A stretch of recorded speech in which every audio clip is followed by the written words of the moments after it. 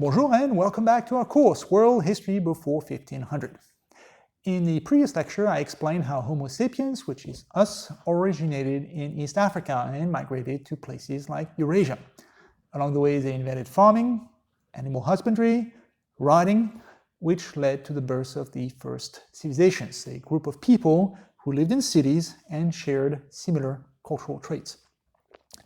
Today we'll cover the civilization that invented writing, the Sumerians of ancient Iraq, as well as civilizations from the same region, the Babylonians, the Assyrians, and the Phoenicians.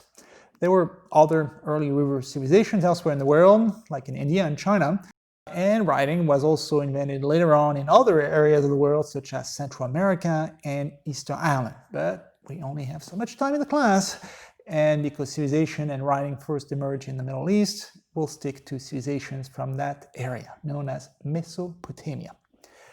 Let's pause for a second and switch from history to geography and etymology. What do I mean by Mesopotamia? The Greek root of this word will help us. Meso means in the middle. So Mesoamerica, for example, that's another term for Central America. Potamia, that comes from the word for river in Greek. Think of a hippopotamus, for example. That's a horse, hippo, that lives in a river, potamus. So Mesopotamia, that's the land between the rivers, which in that case would be the Tigris and the Euphrates. That region is also referred to as the Fertile Crescent. Crescent because, well, of its shape, it's like a crescent of the moon, and fertile because, well, it's a comparatively humid area alongside the Tigris and the Euphrates rivers, so that's where farmers could thrive. Notice something that I already mentioned in our previous lecture. Early civilizations, whether it's in India, China, or the Middle East, they often blossom alongside rivers. Mesopotamia, in present-day term, that would correspond to Iraq today, and the Fertile Crescent would also encompass Turkey, Syria, Lebanon, or Israel. In that comparatively small area, a surprising number of civilizations emerged between the invention of writing, 3000 BC, and the emergence of the Persian Empire around 600 BC. Even when leaving aside India and China, that remains a vast topic. So the purpose of this course, I will only focus on one aspect of these early civilizations that I find particularly relevant, and that's the acquisition of knowledge. So what kind of invention did they come up with? What is it that they bequeathed to us several millennia later? That will be today's general scene. So let's start with the first of these civilizations, the Sumerians, who created a flourishing network of cities in southern Iraq from roughly 3000 BC to 2000 BC. The Sumerians were very adept at building canals and developing effective systems of irrigation. This led to greater population density and so to the rise of cities and social stratification. We studied this process last time. Their knowledge of metallurgy, which is how to melt metals, that was also remarkable. Melting gold and silver, for example, which allowed them to make jewelry. But gold is rare, it's expensive, it's a soft metal too, so it's not exactly practical for everyday use. Far more useful would be metals that are more abundant and tougher, like copper, which could be used to make farm implements and weapons. Copper, gold, silver, all these are elements that you'll find on the table of elements in their pure forms. But there are other metals that are mixtures of these basic elements, and they're called alloys. And I'm not a chemist, so I can't give you the details, but the way the elements of alloys are arranged at the atomic level, that gives them some unique properties, such as toughness, which is what we're looking for here. So by 3000 BC, Sumerians knew how to mix copper and tin to produce bronze, which allowed the world to move from the Stone Age, when most tools and weapons were made of stone or wood, all the way to the Bronze Age. We don't use bronze that much today, except maybe to make bells and musical instruments or for decorative purposes. But around 3000 or 2000 BC, the best tools and weapons in the world, they were made of bronze. There's another alloy, steel, which is even more useful because it combines two elements, iron and carbon, that are cheap and abundant on Earth. And steel is also far stronger than bronze when you manufacture it properly. The problem is that making steel is far more complicated than bronze because its melting point is way higher. And if you don't get the proportion of carbon to iron right, you get cast iron, which is very brittle. But by 1200 BC, steel was commonplace enough in Mesopotamia that historians speak of the beginning of an Iron Age. Anyway, we're still in the middle of the Iron Age since most of what we produce is made of steel. All right, Sumerians were not just good at chemistry, but mathematics as well. Some of their achievements, like figuring out the volume of a cube or the area of a triangle, that may seem simple today, but hey, you gotta start somewhere. Interestingly, they did not use a base 10 system like we do, but a sexagesimal system, which is a fancy way of saying that you use the number 60 as a base for mass instead of the number 10. And that might seem odd to us because we're so used to the decimal system, but 60 is a number that can be divided by a ton of numbers in mass, like 5 or 10 or 12, so it's a great base. In fact, you use the sexagesimal system every day without knowing it. When you look at your watch, for example, we divide hours into 60 minutes of 60 seconds each. Same thing when we count the degrees of an angle. If you're doing a 180 on the road, that's 3 times 60. Math was also useful for another field, astronomy. And a little side note on that term. Astronomy is a science that tracks the motion of stars and tries to retrace the origins of the universe through science. Astrology, by contrast, that's the kind of BS you see in magazines that claims to predict your love life based on the zodiac. Astronomy is science, astrology, that's hooey. But the difference between the two was not that defined in Sumerian times, because so much about the universe remained unexplained by science. Many astronomical phenomena, like eclipses and meteor showers, that seemed magical. So an astronomer in ancient times might be called upon by the king to predict an eclipse of the moon and also to interpret that omen in terms of what the eclipse might reveal about the will of the gods. So he was an astrologer too. But anyway, the Sumerians' knowledge of astronomy, the science, that one was very useful for timekeeping, which is another one of their inventions. Think about it, our whole calendar is based on astronomy. A day, that's how long it takes for the Earth to spin around its axis once. A month, that's how long it takes for the moon to orbit the Earth. And a year, well, that's how long it takes for the Earth to orbit the sun. You can even get a rough sense of the passing of hours by using a sundial. So all this helped Sumerians track the passage of time, to celebrate religious festivals, for example, or to know when it was time for farmers to plant crops. Very useful. So irrigation, metallurgy, math, astronomy, a calendar, well, any of these discoveries would be enough to put the Sumerians into the history books. But ultimately, the single most consequential of their discoveries was, you guessed it, writing. I mentioned that in the last lecture. Writing, that's what allowed us to move from prehistoric times to history, to record events and names, and eventually to accumulate knowledge. The Sumerians' writing system, which you can see here, was far different from ours. It was called cuneiform writing. That term means that the script was wedge-shaped. Sumerians wrote by pushing a stylus into clay, leaving a distinctive triangular mark. So if you messed up or if you wanted to reuse the clay, you only had to add water and erase everything. If, on the other hand, you wanted to record the document, you simply baked the clay, and some of these clay tablets have survived 5,000 years all the way to the present, amazingly. In fact, many of them are still probably buried today. So if you're a budding archaeologist, I would suggest go to Iraq and start digging. Just be careful though, you might have to go through layers of mines along the way and IEDs, because the recent history of Iraq is a bit messy. So stop for a second and ask yourself, if you were the first person in the world to invent writing, what kind of symbols would you use? You'd probably try to draw a picture of what you see, right? So if you wanted to write the word head, you would draw the head of a person, which takes time, so eventually you'd simplify the drawing until you got to a symbol, a pictograph. It's the same in Chinese and Japanese. If you look at the kanji for tree or river and sun, these clearly began as figurative drawings that were later simplified. So initially a symbol like head in cuneiform writing was used to record basic things like, I don't know, how many heads of cattle you owed in taxes to the king. But as time went on, cuneiform writing also added symbols for verbs and abstract concepts, allowing us to record history. And that's how I got my job. A little digression, if I may. If you're looking for a great word to win at Scrabble or at your local spelling bee, try a Sumerian word, ziggurat. I love that word. It's the massive truncated pyramids that were built in ancient Sumeria, and that was the inspiration for the Tower of Babel story in the Bible. And some of them still stand today. They've been fixed up over the years. Speaking of the Bible, many biblical stories trace their roots back to Mesopotamia, since the Jews spent some time in captivity in the region, in Babylon.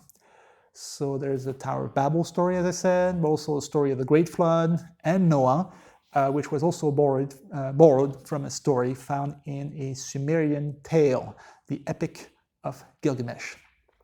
Gilgamesh was a heroic figure, a bit like Hercules for the Greeks, or Beowulf in Nordic literature, who spent a lot of time battling humans, gods, and evidently great floods. Incidentally, this would mean that the Sumerians also invented literature, in addition to writing and history. So when you think of it, a large chunk of the curriculum that you're following at your university can be traced back to Sumerians. You study literature and history because the Sumerians invented writing. Ditto for chemistry, astrophysics, math, astronomy. And if you're getting bored by the lectures and you're looking at your clock to know how many minutes are left, not in this class of course, you're using the sexagesimal system of the Sumerians. Iraq was flat and wealthy, so the Sumerians often had to battle neighbors who had come to conquer them. And that's how they eventually fell to more powerful empires. Also, southern Iraq is close to the sea, so Sumerian farmers suffered from increasing salinity in the soil because they kept cultivating and irrigating the same parcels of land over and over again. So the Sumerian decline was caused both by human agency, foreign conquest, and environmental forces, too much salt. Keep this in mind because we'll often encounter those two causal factors in the class. Some of history was shaped by humans, and some of it was shaped by larger currents beyond our control. Let's move north now to another area less threatened by the salty Persian Gulf, the area around today's Baghdad in central Iraq.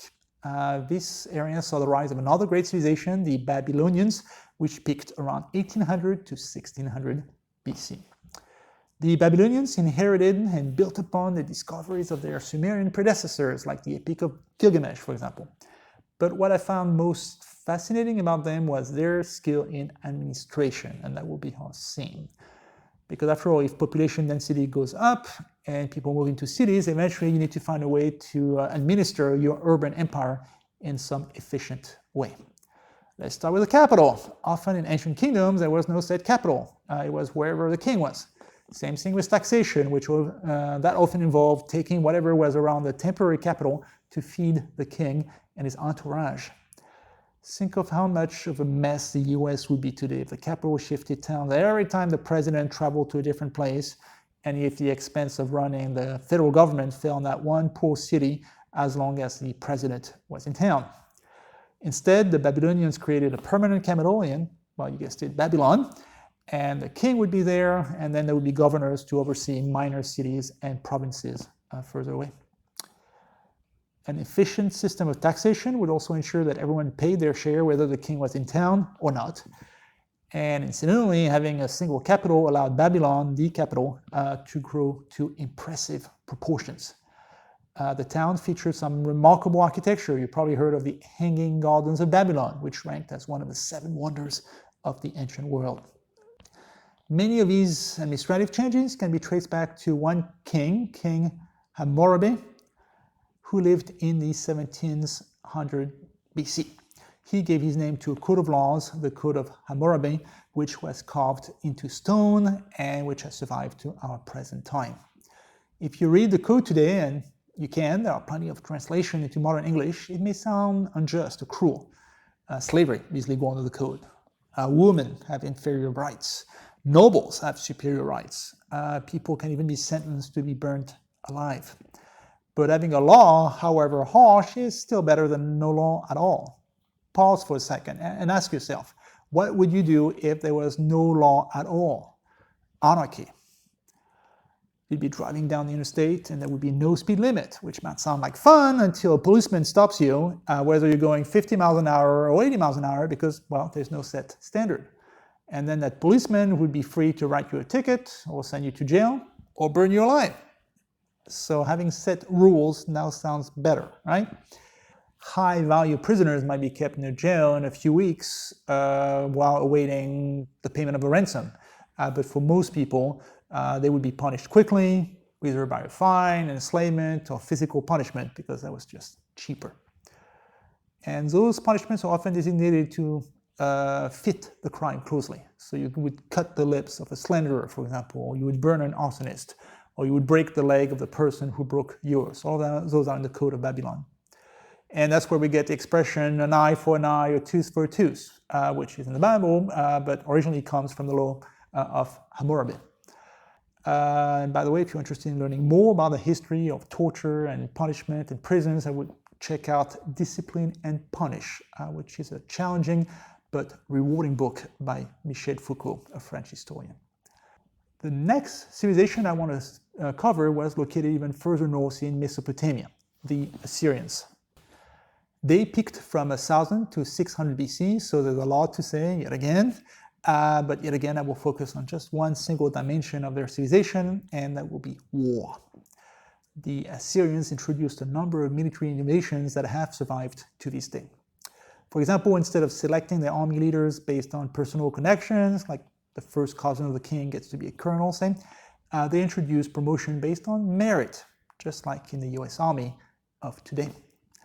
Also, instead of having a big blob of an army that would attack en masse and fight a big, confusing melee, the Assyrians would break down their army into smaller units. This allowed them to have a proper chain of command and also to have tactics on the battlefield. If you have distinct units, you can ask this unit to attack on the right flank while the other attacks on the left flank or stays in the reserves, for example, and you have battlefield tactics. Again, pretty standard in the US Army today. One unit that was central to the Assyrian army was a chariot archer, and it combined speed, some measure of protection, and then firepower, so it played the role that a tank would play on a modern battlefield today. The Assyrians were also gifted at siege warfare, things like battering rams, siege towers, sapping under enemy walls, all of which were useful tricks when most of the wealth was now concentrated inside cities and that these were fortified. So in many ways, the Assyrians were the predecessors of our modern way of war, which did not win them any popularity contest in their time. Their subjects or their enemies complained that the Assyrians were aggressive imperialists who imposed ruinous taxation on their vanquished foes. And if you complained or you resisted, they were known to displace entire populations, execute prisoners, often by brutal ways like impalement.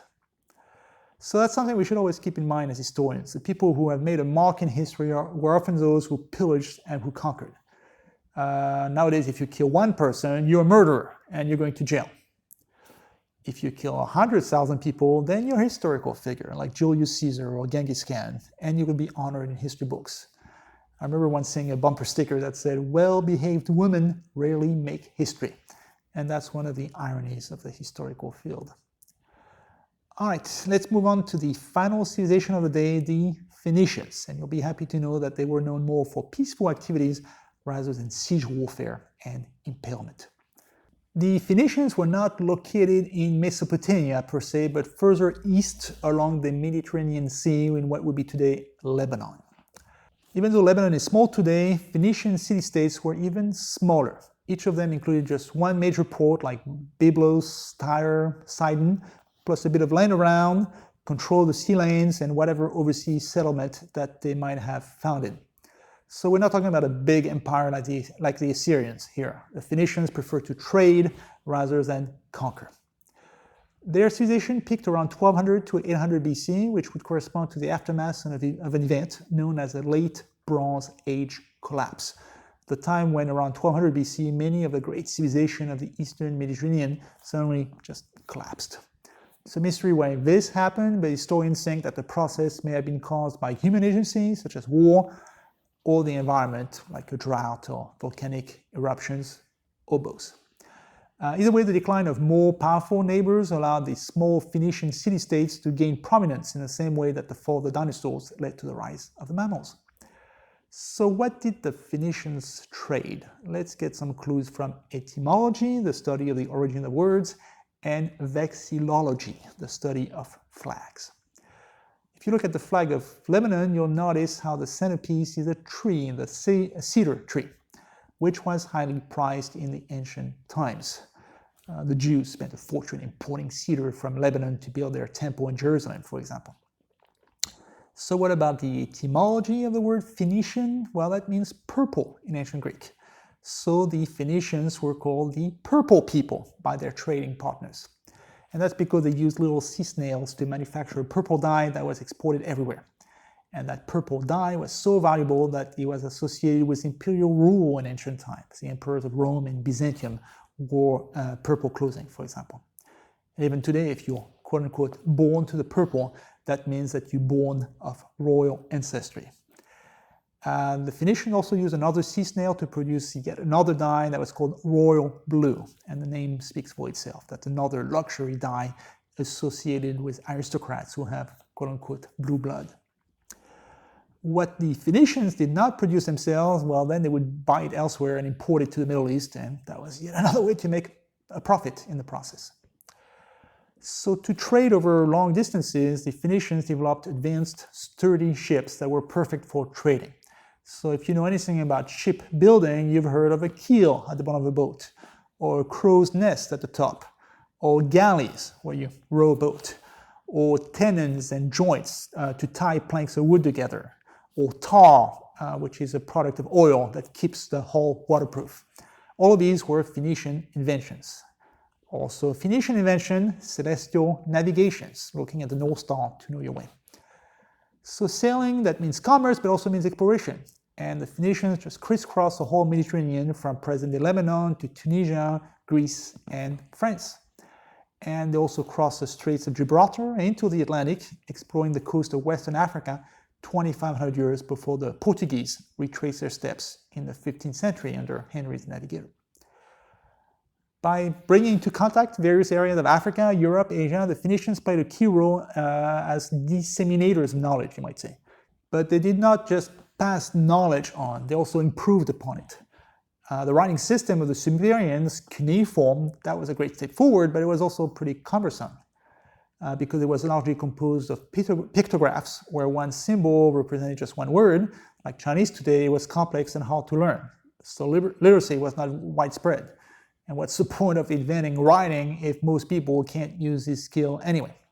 So the Phoenicians invented a much simpler system where one symbol, like A or B, represented a sound like A, ba, rather than a whole word, what we call today an alphabet, after those two letters, A and B, alpha, beta in Greek.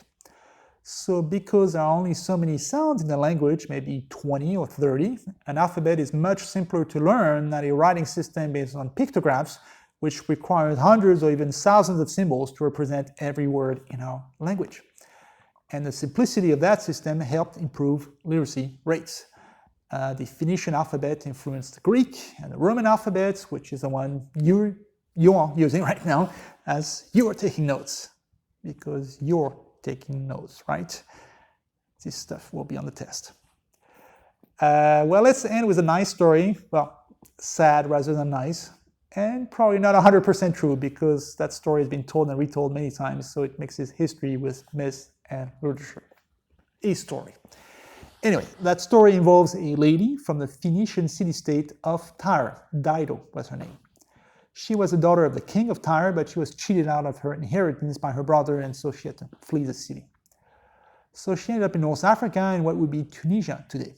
And there she asked the local Berber people to give her a bit of land to create a settlement where she and her friends could find refuge. And the locals only offered her as much land as an ox hide could cover, which is to say nothing. It was a way of mocking her. But the joke was on them because Dido was smart. She cut the hide into a tiny strip of leather, which she unfurled into a huge circle that was long enough to encompass several acres of land, enough to build a city on. And that's how the city of Carthage was founded. Keep that name in mind because Carthage eventually turned into a powerful empire of its own, which was a major rival of Rome around 3 to 200 BC. We'll get back to that later. So the poet Virgil had more to say about Dido in the Aeneid, a poem about the Trojan War. And according to that poem, after the fall of Troy, Aeneas, a prince of Troy, ended up in exile in Carthage, where of course he fell in love with beautiful Queen Dido. They had a bit of a fling, and then the morning after, as men are prone to do, Aeneas woke up and announced that he had better things to do elsewhere. I don't know how to say it in Greek, but it was some version of wham bam and thank you ma'am. So Aeneas boarded his ship, sailed for Rome, and left poor Dido high and dry. She was so distraught that, according to Virgil, she threw herself on a funeral pyre and killed herself. Now I know that people often think that history is not practical and useful the way engineering or computer science might be, but you can still learn some useful moral lessons from history. Such as this one. Ladies, never kill yourself over a guy. Believe me, we ain't worth it. Well, if I'm giving out dating advice, that's probably the sign that I have nothing left to say and that I should stop here. So to recap, Mesopotamia and the Fertile Crescents were home to many civilizations from roughly 3000 to 500 BC.